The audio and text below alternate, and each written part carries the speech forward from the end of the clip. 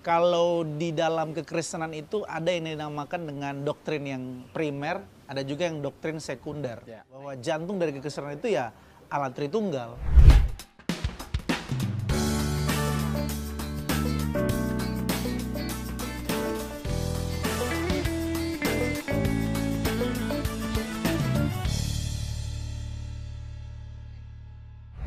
Shalom, kembali lagi kami program Rema menemani Bapak Ibu Saudara, brother. Kita sapa dulu mereka, brother. Shalom Bapak Ibu Saudara, Yes. pecinta Rema dimanapun kita berada. Yes. Semangat. Mantap. Nah, kali ini aku agak berkerut nih, brother. Sebelum mulai aku sudah punya kerutan-kerutan karena berpikirnya agak tegang nih, brother. Soalnya berat nih yang mau kita Berat yang mau kita bahas. Kita akan bahas tema tentang Tritunggal. Ya. Salah satu bapak gereja, Herman Bavinck, brother. Oke. Dia bilang, Oh, teolog. teolog, bukan bapak gereja. Teolog, dia berkata bahwa jantung dari kekristenan itu ada di doktrin ini. Sama kayak Kalbar. Kalbar juga begitu ya, bahwa jantung dari kekristenan itu ya Allah Tritunggal. Ya. Kalau kita hilangkan Allah Tritunggal dari kekristenan, maka kekristenan itu sama dengan lenyap, Ya. sama dengan hilang kekristenan itu. Itu sebabnya ini sangat penting dan sangat krusial. Kalau di dalam kekristenan itu ada yang dinamakan dengan doktrin yang primer, ada juga yang doktrin sekunder. Ya. Nah, ini yang primer nih. Ya. Allah Tritunggal, Kristologi, Yesus sebagai Tuhan dan juga sebagai juru selamat, dia Allah manusia dan juga ilahi, manusia sekaligus ilahi, dan juga doktrin tentang bibliologi ya. Alkitab sebagai firman Allah. Alkitab sebagai firman Allah. Nah, kita bahas tentang Allah Tritunggal, brother. Ya. Mari aku mulai dengan ini, brother, tentang Allah Tritunggal. Ini tuh bisa dibilang doktrin yang problematik. Kenapa problematik, brother? Karena menjelaskan tentang 3 tapi 1, 1 tapi 3 itu secara logika agak sulit diterima, brother. Oke. Apakah kita itu menyembah 3 Allah? Atau bagaimana sih menjelaskan yang namanya Tritunggal itu sendiri? Ya. Bahkan istilah Tritunggal itu sendiri kan kalau kita lihat di dalam Alkitab, kita buka dari Kejadian sampai Wahyu, gak ketemu itu istilah Tritunggal itu, benar. Kok kita percaya? Ya. Gereja sepanjang zaman kok mengakui ini gitu. Sementara Alkitab sendiri tidak menulis itu. Ya. Sama dengan kita bahas di edisi sebelumnya. Di mana tertulis bahwa Yesus itu Allah dan sembahlah Yesus. Orang nggak ada di dalam Alkitab tertulis seperti Yesus itu. berkata demikian. Yesus berkata demikian. Sementara Allah Tritunggal sendiri pun istilah itu pun sendiri. Ada yang menuduh begini, itu formulasi bapak-bapak gereja. Ya. Nah itu coba brother bisa kasih lu tanggapan di awal-awal ini. Ya. Ya, kita mulai dari arti dari Tritunggal itu apa? Ya. Terus prinsip-prinsip mendasar dalam kita memahami Tritunggal itu. Ya. Jadi Tritunggal itu adalah salah satu keyakinan yang fundamental dalam kekristenan yang menandai kita sebagai Kristen. Salah satunya adalah doktrin mengenai Tritunggal. Doktrin Tritunggal meskipun dianggap sebagai sesuatu yang sukar, bahkan sangat sukar seperti pendahuluan brother tadi. Benar. Tapi di satu sisi, sekalipun itu sukar atau sulit untuk dipahami, di satu sisi kita nggak bisa menafikan kebenarannya, nggak bisa menyangkali kebenarannya karena ini disaksikan oleh Alkitab. Oh gitu. Pada akhirnya muncullah istilah Tritunggal. Ini sebuah istilah yang diformulasikan oleh tokoh yang bernama Tertullianus. Pada abad kedua. Una substantia tres personae, prinsip-prinsip dari Tritunggal itu. Siap. Jadi ada 3 pribadi tapi 1 hakikat. Nah, ketiga pribadi ini memiliki sifat-sifat yang sama, kedudukan yang sama, hakikat yang sama, dan setara dalam semua hal. Oke. Ya, jadi Alkitab mencatat ada 3 pribadi. Ya, Bapa, Putra, Roh Kudus ini sebagai 3 pribadi yang berbeda-beda. Ya. Mereka ini bukan pribadi yang sama. Nanti kita jelaskan nih, brother. Boleh. Ini hanya di awal-awal Di aja. awal ya pendahuluan ini. Pendahuluannya. Nah, jadi Alkitab menjelaskan kepada kita bahwa sekalipun gak ada istilah Tritunggal, tapi rumusan dari ketritunggalan itu tertuang jelas dalam Alkitab. Konsepnya ada. Ya, konsepnya itu jelas. Artinya gini, Bapa, Putra, Roh Kudus itu disaksikan sebagai pribadi yang berbeda-beda. Lalu pribadi yang berbeda-beda ini diidentifikasi memiliki sifat-sifat yang sama, kedudukan yang sama. Nah, meskipun ada 3 pribadi, Alkitab nggak pernah mengatakan Allah kita 3, brother. Atau Allah kita banyak. Selalu tetap dikatakan Allah itu Esa, satu Allah. Jadi Allah kita itu satu dalam pengertian hakikat, tapi pribadinya ada 3. Nah, saya masuk dalam hal prinsip-prinsip mendasar dalam kita memahami Tritunggal. Untuk memahami Tritunggal. Nah, prinsip-prinsip ini akan menjadi kacamata kita dalam melihat keseluruhan dari kesaksian Alkitab, dari Kejadian sampai Wahyu. Untuk di awal saya mau tekankan begini, ini sebuah simpulannya, bahwa Tritunggal itu adalah hasil pengamatan dari Kejadian sampai Wahyu. Ya, nanti ketika brother tanya mengenai dasar teologis PL dan PB-nya, saya menggunakan kalimat ini dulu, brother. Boleh. Bahwa sebagai pengantar. Ya. Bahwa Tritunggal dalam konteks PL itu baru dalam bentuk benih, kalau kita menggunakan analogi tanaman, tapi tumbuh mekar dalam konteks perjanjian baru, atau bayang-bayang dalam konteks PL, baru terang benderang dalam konteks PB. Artinya dalam konteks PL, ketritunggalan Allah itu sudah tersingkapkan. Jadi Allah itu bukan baru jadi Tritunggal dalam konteks PB ketika Yesus datang, tapi dari kekal sampai kekal Allah itu Tritunggal adanya. Dan kita akan tunjukkan, brother, sesuai dengan pertanyaan brother, ini bukan sesuatu yang dikarang-karang. Ada yang bilang ini dikarang di abad keempat di Konsili Nisea. Benar. Padahal tidak. Ini kan sudah ada di abad kedua. Waktu Tertullianus yang mencetuskan istilah itu. Gitu loh. Konsili Nisea, satu konsili yang diadakan untuk menjawab tantangan dari Arius yang menolak Yesus sebagai Allah dan tidak mengkategorikan Yesus sebagai pribadi yang setara dengan Bapa. Baru dipercakapkanlah mengenai ketritunggalan Allah di situ, brother. Nah, yang pertama, Allah Tritunggal prinsipnya, Allah itu satu dalam hakikatnya, 3 dalam pribadinya. Allah Tritunggal itu sehakikat dan setara, co-equal, setara, co-eternal, sama kekalnya, koeksis. Jadi ada dengan sendirinya. Jadi tidak ada yang muncul di luar. Ini ketiga pribadinya sama-sama kekalnya dan yang mengadakan segala sesuatu tanpa diadakan. Lalu selanjutnya Allah Tritunggal itu dapat dibedakan tapi tidak dapat dipisahkan. Jadi bisa dibedakan ketiga pribadi itu tapi tidak dapat dipisahkan karena ketiga pribadi itu harmonis dan sempurna dalam segala hal, brother. Kesatuannya itu sempurna. Ya, jadi mungkin bapak gereja yang bapak-bapak Kapadokia, brother, 3 orang itu, trio itu, mereka menciptakan satu istilah yang membantu kita untuk menjelaskan keharmonisan kesatuan dari Allah Tritunggal itu, yaitu istilah perikoresis. Ya, saling mendiami, saling bersekutu satu dengan yang lainnya, dan mereka terikat dalam relasi yang sempurna, dalam karya yang sempurna, karena mereka itu diikat oleh roh yang sempurna, yaitu Roh Kudus. Nah, apa yang membuat kita berkesimpulan mereka itu setara? Karena dalam semua karya ilahi, ketiga pribadi itu bekerja bersama-sama, brother. Jadi misalnya dalam karya penciptaan ada Bapa, Putra, Roh Kudus yang bekerja di situ. Jadi tidak ada karya ilahi yang dikerjakan hanya sendiri. Jadi semua karya ilahi dikerjakan secara bersama-sama. Misalnya penciptaan, brother. Kejadian 1 ayat 1 sampai 3. Ya, pada mulanya Allah menciptakan langit dan bumi. Lalu terkait dengan ayat yang kedua, ada Roh Kudus yang melayang-layang di atas permukaan air. Di ayat yang ketiga, berfirmanlah Allah, jadilah terang. Jadilah terang. Yang kedua, itu ayat kedua, berarti bumi belum berbentuk dan kosong, gelap gulita menutupi samudera raya, dan Roh Allah melayang-layang di atas permukaan air. Ada Roh Kudus di sana. Lalu ayat ketiga, berfirmanlah Allah, jadilah terang. Nah, jadilah terang itu bukan Yesus. Yesusnya di mana? Di kata berfirmanlah Allah. Jadi Allah menciptakan terang dengan menggunakan firman. Berfirmanlah Allah. Jadi eksistensi dari Allah yang Tritunggal itu sudah terlihat dari kitab pertama di pasal yang pertama, brother. Makanya ada di ayat 26, baiklah kita menciptakan manusia menurut gambar dan rupa kita. Karya keselamatan, kita bisa melihat ayat ini, brother. Nah, 1 Petrus 1 ayat 2. Yaitu orang-orang yang dipilih sesuai dengan rencana Allah Bapa kita dan yang dikuduskan oleh Roh, supaya taat kepada Yesus Kristus dan menerima percikan darahnya. Kiranya kasih karunia dan damai sejahtera makin melimpah atas kamu. Jadi keselamatan itu adalah rencananya Bapa, idenya Bapa. Yang eksekusi siapa? Yesus Kristus.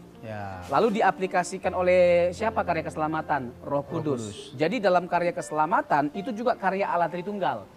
Jadi tidak ada karya ilahi yang dikerjakan sendiri, tapi dikerjakan secara bersama-sama oleh ketiga pribadi itu. Itulah yang membuat kita berkesimpulan ketiga pribadi itu punya sifat yang sama, kedudukan yang sama, sehingga mereka setara. Oke. Di akhir segmen pertama ini, Brother, mungkin aku akan nanya, kan tadi sudah menjelaskan bagaimana Tritunggal itu dalam pendahuluan Brother, prinsip-prinsip untuk mengenal Tritunggal, dan bakal Tritunggal itu sendiri memang formulasi terminologi Tritunggal itu sendiri tidak ada di dalam Alkitab, tapi istilahnya ada. Lalu kemudian istilahnya nggak ada, tapi formulasinya atau konsepnya. Iya, istilahnya nggak ada, tapi konsepnya ada. Ya. Nah, dalam 1 menit atau 2 menit, Brother, bisa tolong sampaikan ini hal yang lebih sifatnya teknis. Ya. Kenapa sih orang Kristen ini rempong atau repot banget sih? Ya. Percaya Tuhan yang dengan formulasi yang kenapa nggak satu aja sih? Ya. Kenapa nggak monoteisme saja? Oh gitu. Okay. Jadi kan kita ini terkesannya kayak panteisme sebenarnya, atau apa ya, triteisme atau apalah gitu. Kenapa kita percaya yang seperti itu? Landasan utama kita kan Alkitab, ya kan? Ini yang membuat orang itu secara matematis, secara hukum logika, secara filosofis, ini sulit diterima gitu, Brother. Okay. Coba Brother bisa kasih jawaban 1 menit ke depan. Ya, jadi gini. 1 menit aja aku kasih ke Batu, Brother. Why Trinity? Ya, kenapa Trinity? Tritunggal ya? Kenapa Tritunggal? Kenapa nggak yang lain? Unitarianisme? Iya, kenapa nggak Unitarian? Atau Jesus only? Jesus only atau yang kenapa lain? bukan hanya Bapa yang Allah? Karena gini, nanti kita kan memberikan berbagai macam pembuktian. Karena yang Alkitab sajikan bagi kita, ia Tritunggal. Makanya kita nggak bisa lihat sepotong-sepotong. Ya, kita harus jernih dan jujur dalam menggali kebenaran Alkitab. Jadi Alkitab itu benar-benar menyaksikan kebenaran itu. Banyak data-datanya, data-data yang menunjukkan bahwa ada 3 pribadi, dan ketiga pribadi ini adalah satu hakikatnya. Karena setara dalam semua hal, berbagian dalam kemuliaan, berbagian dalam sifat-sifat, dan sebagainya macamnya. Jadi ini sesuatu yang disaksikan oleh Alkitab. Karena disaksikan oleh Alkitab, meskipun nalar kita sulit untuk menangkap, susah untuk menangkap, bukan berarti nggak masuk akal ya, sulit untuk menangkap, ya bagaimanapun karena kebenaran harus kita terima. Gitu, Brother. Oke, mantap. Nanti kita bahas di segmen berikutnya, Brother. Kita minum dulu ya kan.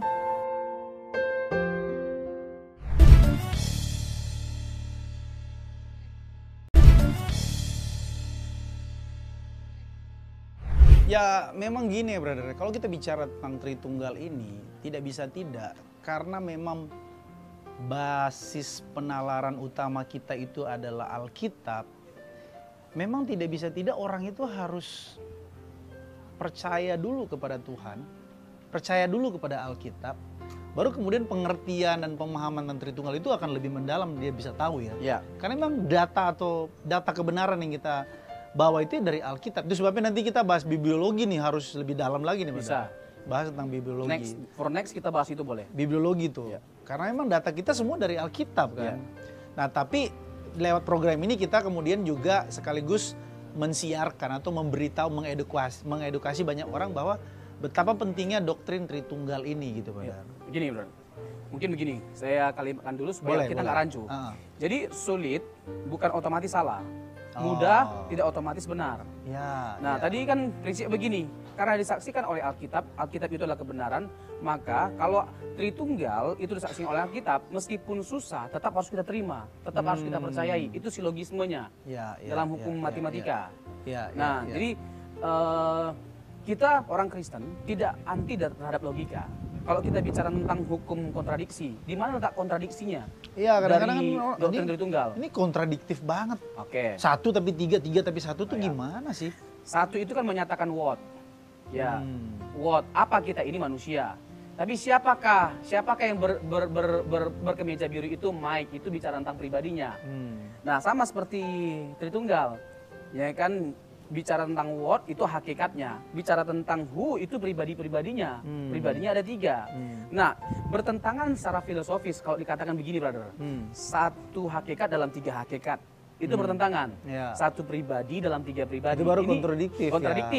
Betul. Tapi kalau dikatakan 1 hakikat dalam 3 pribadi atau 3 pribadi dalam 1 hakikat, ini nggak kontradiktif. Tapi kalau mau dikatakan bisa nggak dipahami oleh kita dengan sempurna, ya kita jawab tidak. Karena begini. Tritunggal itu doktrin yang apprehend, bisa dipahami tapi nggak comprehend, nggak bisa utuh atau sempurna dipahami. Karena begini, jangankan Tritunggal, brother, jangankan Allah. Ini bisa diterima kok. Ini masuk akal banget. Allah itu punya banyak sifat. Jangankan semua sifat-sifat Allah, brother. Satu sifat Allah saja nggak bisa kita pahami dengan sempurna. Misalnya, orang yang memaksakan ya sesuatu itu harus bisa dipahami dengan sempurna baru bisa diterima. Kita tantang mereka. Bisa nggak kamu menjelaskan sifat kemahabesaran Allah dengan sempurna? Allah itu maha besar. Bisa nggak kamu jelaskan kemahabesaran Allah dengan sempurna? Kalau kamu bisa menjelaskan, kamu sedang membuat Allah itu nggak maha besar. Karena kamu itu butuh jadi yang maha besar untuk menjelaskan kemahabesaran Dia. Sementara kamu terbatas, Dia nggak terbatas. Bagaimana mungkin bisa? Betul. Jadi masuk akal banget ketika kita menjelaskan bahwa Allah itu nggak bisa dijelaskan dengan sempurna. Betul. Jangankan seluruh sifat-sifatnya dan atribut-atributnya, satu sifatnya aja nggak bisa dipahami dengan sempurna. Betul. Jangankan sifat Allah, brother. Alam semesta ini saja masih mengundang banyak sekali misteri. Betul. Apalagi Allah sang sumber dari segala misteri. Jadi bagi kita berpuas dirilah dengan apa yang disingkapkan oleh Alkitab. Ya. Bagi kita bertemu dengan Yesus sama dengan bertemu dengan Bapa, bertemu dengan Allah. Dan itu pernyataan Yesus kan kepada Filipus, brother. Dalam Yohanes pasal yang ke-14 ayat 8 dan 9. Betul. Kamu lihat aku, kamu lihat Bapa. Bapa, ya. Itu kan udah jelas sekali. Karena apa? Karena Yesus Kristus itu adalah perwakilan dari Allah Tritunggal. Dan pada waktu itu Yesus dipenuhi Roh Kudus. Dan dia datang untuk melaksanakan tugas dari Bapa. Makananku adalah melakukan kehendak Bapa dan menyelesaikan pekerjaannya.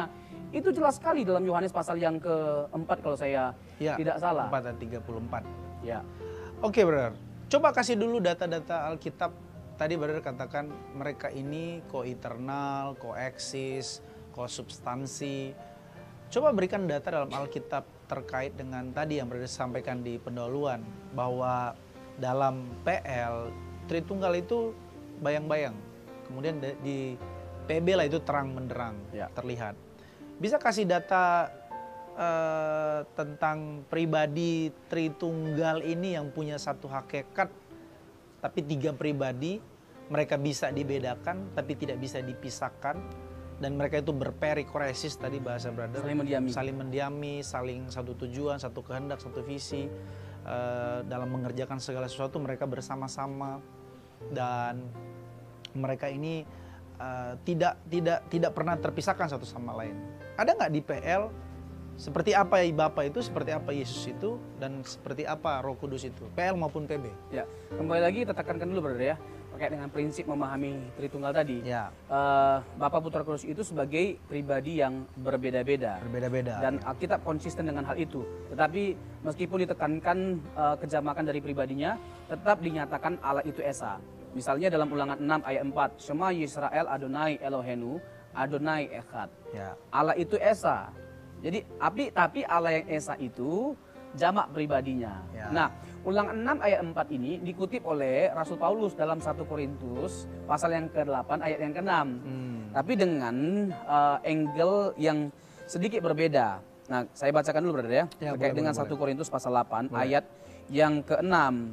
Nah, Paulus menjelaskan Shema, pengakuan iman Yahudi itu. Sebagai pengakuan iman dari orang Kristen juga.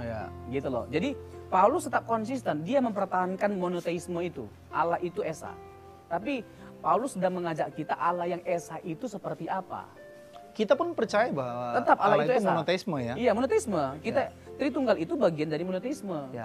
Nah, dia jelaskan Allah yang monoteisme itu yang dicatat dalam Ulangan 6 ayat 4 itu seperti apa? Nah, ini. Namun bagi kita hanya ada satu Allah, yaitu Bapa, yang daripadanya berasal segala sesuatu dan yang untuk Dia kita hidup, dan satu Tuhan saja, yaitu Yesus Kristus, yang olehnya segala sesuatu telah dijadikan dan karena Dia kita hidup. Jadi kita bisa melihat dalam 1 Korintus 8 ayat 6 ini ada 2 pribadi dalam Allah yang Esa itu. Ada Bapa, ada Yesus Kristus berdasarkan Ulangan 6 ayat 4 tadi. Tapi jangan langsung kita berkesimpulan Roh Kudusnya mana. Nah, kita harus melihat Alkitab secara utuh, nggak boleh sepotong-sepotong. Dalam kesempatan lain ada konteks yang bicara tentang Roh Kudus, gitu loh. Jadi kita bisa melihat benih atau dasar dari ketritunggalan Allah itu dalam PL. Jadi Bapak Ibu, jangan sampai kita miss dengan menganggap seakan-akan baru Allah itu jadi Tritunggal dalam PB waktu Yesus datang. Atau Roh Kudus itu baru ada waktu di peristiwa Pentakosta, di Kisah Para Rasul 2, sebelumnya nggak ada. Enggak. Allah Tritunggal itu adalah kekal, dari kekal sampai kekal. Tidak pernah Allah tidak Tritunggal, selalu Allah itu Tritunggal. Bukankah Allah itu ya Bapa ya Yesus, Yesus ya Bapa, Roh Kudus ya. Oke, brother. Jadi kan Allah, brother. Ya, Bapa Putra Roh Kudus itu pribadi yang sama atau pribadi yang berbeda? Ya, dia bisa aja turun ke bumi ya udah Bapa. Dalam konteks PL dia Bapa. Ya, Bapa, dalam konteks Yesus dia menyatakan diri sebagai PB, Yesus. Yesus. Ketika Yesus naik dia menyatakan diri sebagai Roh Kudus. Itu. Ada juga kan seperti itu pandangannya. Ya, kalau kita memaksakan Bapa Putra Roh Kudus itu sebagai pribadi yang sama, itu pribadi yang sama, maka akan ada banyak keanehan yang kita temukan dalam Alkitab, brother. Misalnya begini, waktu Yesus berdoa, masa dia berdoa sama dirinya sendiri di Taman Getsemani? Matius 26 ayat 39. Bapa, lalukanlah cawan ini. Masa dia berdoa sama dirinya sendiri, lalukanlah cawan ini? Bukan kehendakku, bukan kehendakmu. Atau waktu dia disalibkan. Kan aneh sekali bahasa Tuhan Yesus. Dia berbicara kepada dirinya sendiri ya. Eloi, Eloi lama sabachthani. God, God, why have you forsaken me? Mengapa engkau meninggalkan aku? Masa dia berseru terhadap dirinya sendiri gitu loh. Kan aneh sekali. Misalnya gini, waktu dibaptis. Ada orang yang tanya sama saya terkait dengan analogi. Analogi yang paling praktis untuk kita bisa menjelaskan Tritunggal itu apa? Nah, saya lebih suka analogi yang disaksikan oleh Alkitab, brother. Iya, brother. Tadi kan brother jelasin kalau di Alkitab itu terlihat sangat jelas. Kita bisa lihat ada pribadi Bapa, ada pribadi Kristus. Nah, ini yang agak problematik lah soal Roh Kudus. Ya. Dia kan dikatakan sebagai pribadi. Tetapi di satu sisi Roh Kudus itu dia seolah-olah semacam tenaga dalamnya Bapa atau kekuatan atau energi atau kuasa gitu. Dia bukan pribadi gitu. Nah, itu bagaimana menjawab pertanyaan ini terkait dengan Roh Kudus itu sendiri gitu. Ya, memang perlu ada satu jawaban yang kredibel lah ya. Iya. Untuk menjawab persoalan apakah Yesus itu pribadi, apakah dia Allah, apakah dia dibedakan dari Bapa dan Anak. Iya. Selama ini kalau kita bicara tentang Yesus, gambarannya jelas gitu loh. Betul. Dengan kita melihat Injil, dia pernah menjelma menjadi manusia. Betul. Bapa sering dibahas. Nah, Roh Kudus bagaimana? Kalaupun orang membahas Roh Kudus, yang dibahas mengenai karunia-karunia, mengenai bahasa roh. Jadi kayak kurang mendapatkan satu gambaran yang proporsional kita ketika kita membahas tentang Roh Kudus. Setuju. Nah, penting bagi kita untuk pertama-tama mempersoalkan mengenai kepribadian, ya. Roh Kudus itu pribadi dan dia adalah Allah.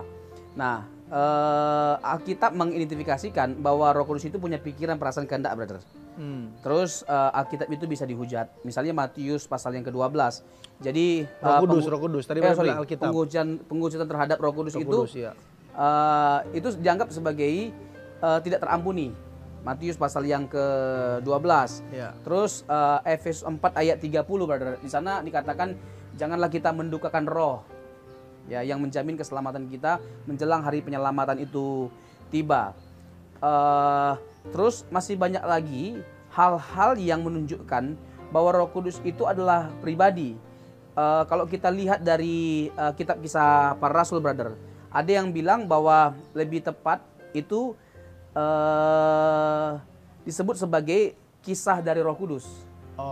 Karena Kisah Para Rasul itu berisi tentang berbagai macam karya Roh Kudus.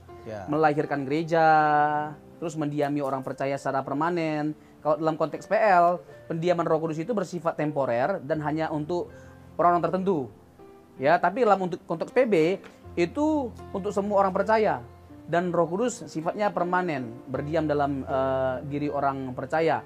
Terus kita bisa melihat satu ayat, brother. Bagi saya, ini ayat bisa menjadi acuan bagi kita untuk menunjukkan bahwa Roh Kudus itu dikategorikan sebagai pribadi yang berbeda dan sehakikat dengan Yesus. Yohanes 14 ayat 17, yaitu Roh kebenaran. Dari ayat 16, aku akan minta kepada Bapa dan ia akan memberikan kepadamu seorang penolong yang lain, supaya ia menyertai kamu selama-lamanya, yaitu Roh kebenaran. Jadi ada penolong yang lain yang berbeda dengan Yesus tapi sehakikat dengan Yesus. Jadi Yohanes 14, 15 dan 16 itu bicara tentang pribadi Roh Kudus dan pekerjaan dari Roh Kudus. Di pasal 16 dikasih tahu bahwa dia akan mengincapkan kita akan dosa, dia akan menuntun kita pada seluruh kebenaran dan lain sebagainya macamnya. Jadi ada begitu banyak. Bahkan dia juga terlibat dalam penciptaan, brother. Tadi kan di Kejadian 1 ayat yang kedua, Roh Allah melayang-layang di atas permukaan air. Lalu di Ayub pasal 33 ayat 4, Roh menghidupkan aku. Di Ibrani pasal yang ke-9 ayat 24 kalau saya tidak salah, dikatakan di sana roh sebagai roh yang kekal, bahwa dia juga adalah kekal. Bahkan dikatakan dalam 1 Korintus kalau saya tidak salah, bahwa dia menyelidiki segala sesuatu yang tersembunyi dalam diri Bapa untuk menunjukkan bahwa dia itu maha tahu adanya, brother. Itulah kalau bicara tentang Roh Kudus ya. Ya. Dan masih banyak lagi ya teksnya. Masih banyak lagi teksnya kalau kita mau bahas di lain kesempatan. Yang waktu kita sangat terbatas. Mungkin closing statement dari brother terkait dengan roh yang kekal itu di Ibrani 9 ayat 14. Oke, nanti kita koreksi di bawah. Mungkin ini closing statement dari brother terkait closing dengan statementnya saya mau jawab pertanyaan selamatan, brother. Soal gini, 2 closing statement brother. Yang pertama, orang bisa nggak diselamatkan tanpa percaya Tritunggal? Oke. Itu satu. Atau dia, aku nggak mau lah percaya Tritunggal, aku percaya Yesus aja. Oke. Karena Tritunggal ribet. Oke. Yang kedua, kalau kita ngerti percaya Allah Tritunggal ini, apa implikasinya untuk kehidupan Kristen? Oke. Itu sebagai kesimpulannya, brother. Ya. Alkitab tidak pernah mengatakan kalau kita nggak percaya Tritunggal kita binasa. Tapi Alkitab mengatakan kalau kita nggak percaya Yesus kita pasti binasa. Yohanes 8 ayat 24 dan masih banyak lagi ayat-ayat yang lainnya. Ya. Formulasi keselamatan itu ada pada Roma 10 ayat 9 dan 10, brother. Ya, dengan hati kita percaya dan dibenarkan, dengan mulut kita mengaku dan diselamatkan. Ya. Jadi konteksnya percaya kepada Yesus yang menyelamatkan setiap kita. Kalau bicara tentang implikasi dari doktrin Tritunggal, meskipun ini ribet sekali, dianggap paling ribet doktrinnya, tapi menurut saya doktrin yang paling kaya dan dalam berbicara tentang implikasi terhadap kehidupan kita sebagai orang Kristen itu doktrin Tritunggal. Tritunggal ya. Kalau kita bicara tentang keindahan kesatuan dalam keberagaman, ya dengan kita melihat Tritunggal dong. Bagaimana kita di tengah perbedaan kita tetap kita bisa bersatu atau bersama-sama meskipun berbeda-beda dengan melihat kepada apa? Tritunggal. Jadi biarlah kasih Allah Tritunggal itu yang menjadi dasar dari kesatuan kita meskipun kita berbeda-beda. Oke, brother, thank you. Terima kasih, terpujilah Allah Tritunggal. Sampai jumpa di program Rema selanjutnya. Tuhan Yesus memberkati kita semua. Mantap.